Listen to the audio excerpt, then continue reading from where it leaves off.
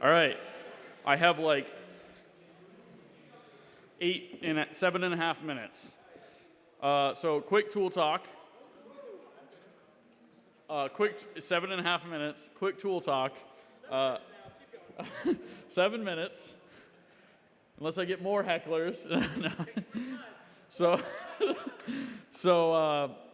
I'm doing something quick on attack surface recon tools. I developed something small inside of Bash, so not really developed script, but I'll just go forward, kind of explain this. So, quick, who am I? I like loud, fast music. I like loud, fast cars. I like quiet home life. So what am I going to cover real quick? So what my tool does, 5 minutes. So it's my 5-minute discovery of owning domains or doing recon on domains, creating the scope of my target, executing my awful script that I need help with. If you're interested, it's just a hobby. And then going over outputs, next steps, what I would like to see out of it, and then questions. So what does my tool do? It automates recon. I guess I should step back. I built this like last night. This is like a collection of bug bounty tools all into one tool that automates this and streamlines the process. So if you have a scope in like Bug Crowd and you want to do recon across their entire scope, instead of doing a bunch of small tools that you might find on like NahomSec or TomNomNom, whoever the big bug bounty guys are, instead of grabbing all those tools, this is kind of like collecting them all and doing a lot of the recon for you, so you can kind of get to the hacking portion of it. So what tools do I use inside my automation? I have Subfinder, Nmap, GF, Anu, Notify, Asset Finder, HTTP Probe. This talk is not long enough to go through all of these. So I will try to quickly go over them in the output.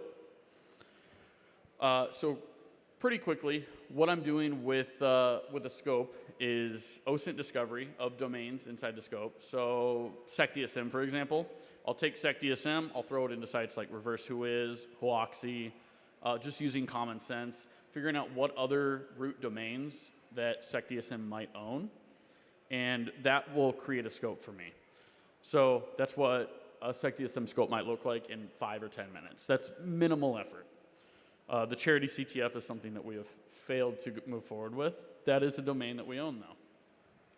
So after having created a scope, I can run my tool, which my tool, I say that lightly, is just in sync running much smarter tools that I've collected.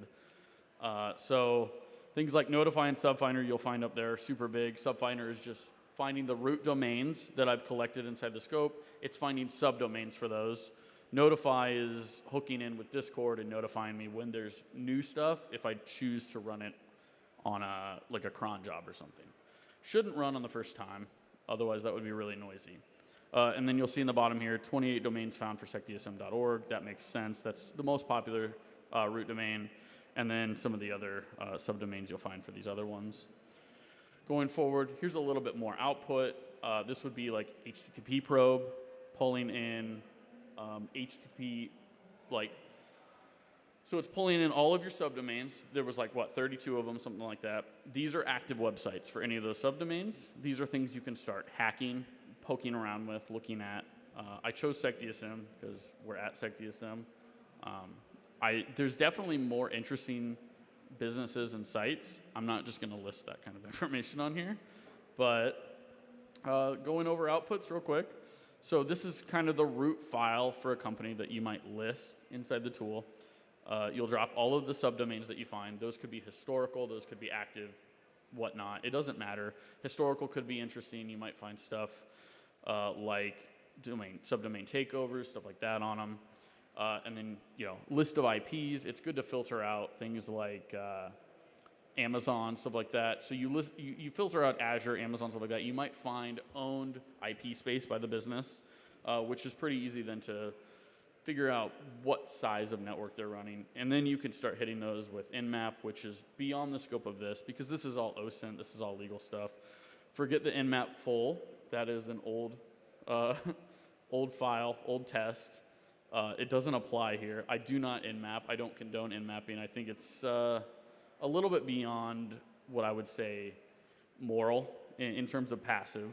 So not a part of the tool, but then you have the scope, which is what you create, and then the websites that are active websites. Routes is the most fascinating part. So all of the routes folder is not in, well, yeah, I guess it applies here. So GF, I know this is like so fuzzy if you don't know these tools, but I'm trying to cover this as fast as possible.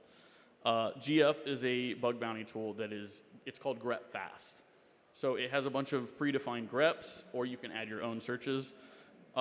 In these scenarios, you can GF servers, and you're basically looking, so that routes directory that I showed you, one step back, that's not what I wanted. Did I skip one? I'm sorry. There it is. The routes directory is a collection of all the active websites. You have the header, so you have the sent header from your end, the received header, and the body information of the website. So now that is all greppable information. And why is that interesting? I don't remember. Sorry. Let me jump forward. Why is that interesting? Now I can grep for what server headers exist by that own company.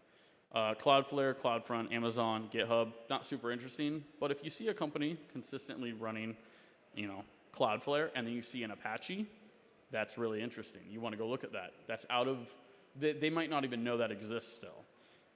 Things like HTTP auth. Look for web or emails, passwords, stuff on the websites inside the body of all of the subdomains of everything that you've collected. These are just quick ways to find interesting stuff about the company you work for or someone that you're working with that may be sensitive, that you may want them to know about. And then URLs is just a total list of URLs. There's a lot of other cool GF searches. One of them is strings, which is like a SecDSM favorite for CTFs. You can pull a strings for like all of the websites owned by a specific company. And then like these are just more outputs. So domains, IPs, websites, like I mentioned before, I must have accidentally skipped over it. And then future plans, I'm just gonna continue to add more avenues of attack surface, improve what the tool is already doing. I'd like to get away from bash. The bash thing was more of a, can I write in bash? I hadn't done it before, and I did successfully do it. Dockerize it. I'd like to pull in breach info, so if your company has user emails or domain information that's been breached, pull that in. That's definitely part of attack surface. Expand on the app and service discovery. There's definitely more info for attack surface that I'm not covering. Add optional APIs like Shodan, and then maybe a web interface. And that was it. Am I within my time range?